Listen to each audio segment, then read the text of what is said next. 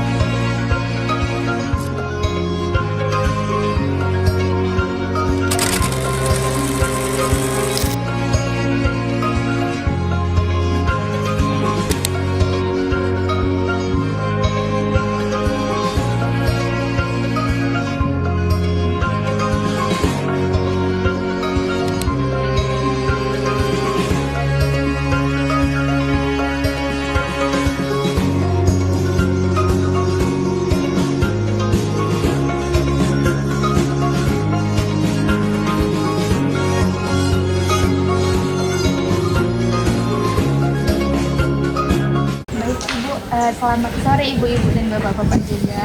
Selamat sore anak-anak sekalian.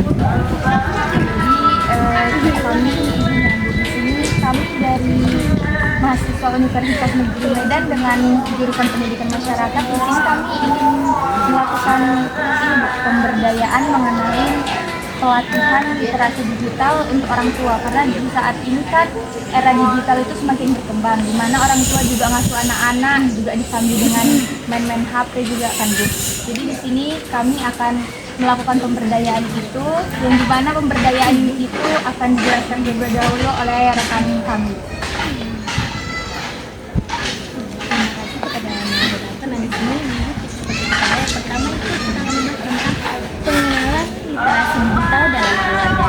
Pengenalan literasi digital di lingkungan keluarga ini adalah mengadaptasi pemakaian teknologi dengan cara yang cerdas, aman, dan bertanggung jawab. Nah, orang tua ini diambil sebagai contoh serta pendukung untuk melindungi anaknya dari ancaman yang berbahaya dari teknologi tersebut. Kemudian memahami informasi digital. Memahami data digital seperti yang kita tahu bahwa data-data yang disajikan di internet atau teknologi digital itu tidak sepenuhnya benar ataupun kita sering sebut dengan hoax. Jadi di sini kita harus memahami betul-betul mana informasi sebenarnya dengan mencari data-data yang memang itu dari sumber yang terpercaya.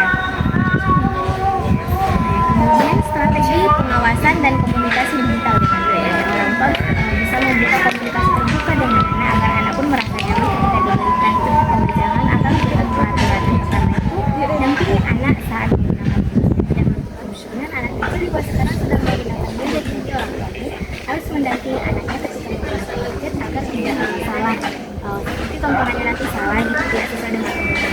Yang kedua, membuat aturan waktu dan konten digital agar tidak terlalu lama dia menggunakan handphone contohnya. Jadi orang tua ini memberikan batasan waktu ketika menggunakan handphone. Dan ajarkan risiko dunia online. Kadang kan anak-anak itu tidak tahu bahaya-bahaya online di luar sana, jadi sembarangan. Jadi orang tua ini mengajarkan risiko dari dunia online seperti bullying, hoax, cyberbullying, dan privasi itu harus dijaga kan. Yang keempat itu bangun komunikasi terbuka dan ini salah satu pentingnya menjalin komunikasi. Orang tua harus menjalin komunikasi terbuka agar si anak merasa pendapatnya baik, dan nanti orang tua pun dengan mudah memberikan nasihat kepada anak. Kemudian yang kelima itu ciptakan lingkungan digital yang ramah sehat. Seperti kita ketahui ini bahwa digital itu tidak hanya positif saja, ada juga negatif. Jadi kita harus menciptakan lingkungan digital yang aman. Kemudian berpikir kritis terhadap konten dan teknologi.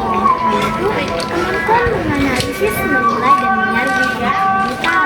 Nah, itu harus pandai-pandai untuk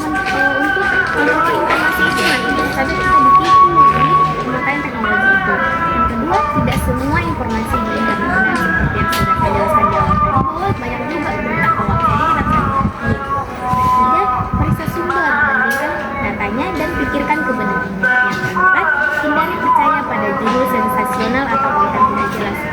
Seperti nanti tiba-tiba kita buka aplikasi ini, beritakan bahwa Indonesia akan begini, ternyata tidak, karena itu ada orang-orang yang menipu warganya memang tidak betul-betul mencari informasi dengan benar.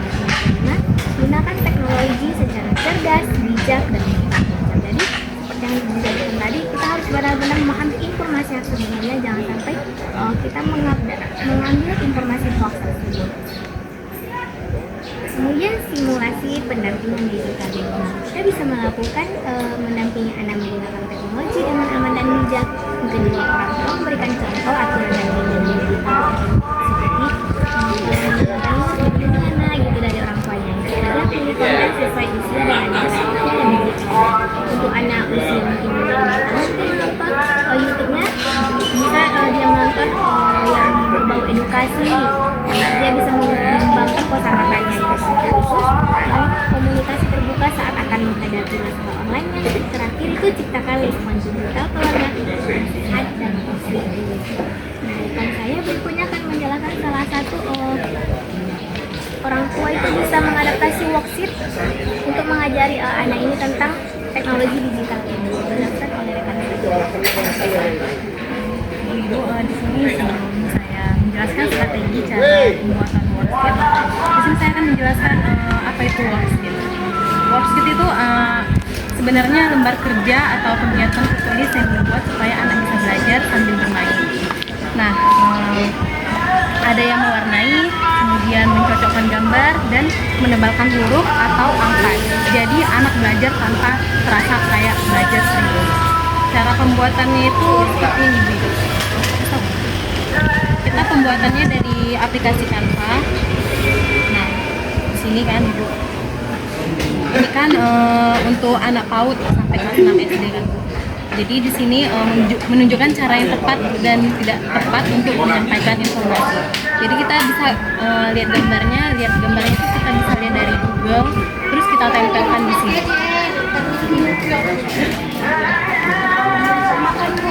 Kalau dia anaknya memang TK atau SD itu kan memang ada bawaan dari sekolahnya Kian. Nah di situ mereka itu kadang ada worksheetnya sendiri, Bu. Jadi di situ anak bisa belajar. Kadang seperti pengalaman adik saya juga gitu kan di TK. Jadi di situ ada penjelasan tentang cara bermainnya, cara belajar yang ada. Di situ tersedia Kian. Jadi worksheet itu bisa ditemukan di buku juga, dan sekarang karena udah berkembangnya teknologi juga bisa kita lakukan lewat handphone, Bu. Memanfaatkan untuk mengajarkan itu dari langsung misal kita kertas kosong nih. Nah, kita gambar aja sesuai dengan apa yang kita bisa gambar, terus kemudian kasihkan aja cat warna itu kepada anak. Nah, pertanyaan agak semu anak itu contoh nih gambar kucing. Contoh saya bisa gambar itu, besok gambar itu mah bosan ini aja. Nah kita untuk membangkitkan dari dia supaya belajar dan bermain tadi, seperti tidak belajar tetapi bermain, namun dia punya nilai. Tadi itu dia ada ini tadi mengatakan seakan-akan bermain tetapi belajar sambil bermain. Nah itu jadi untuk mencari gambar itu tadi yang saya tanya, karena nggak semua, palingan 5 menit itu anak kita, selebihnya dalam satu hari 12 jam. Yang untuk anak kecil ya, kalau yang udah sekolah ya paling udah banyak dia mengerti, karena memperkenalkan juga ini sama anak-anak juga.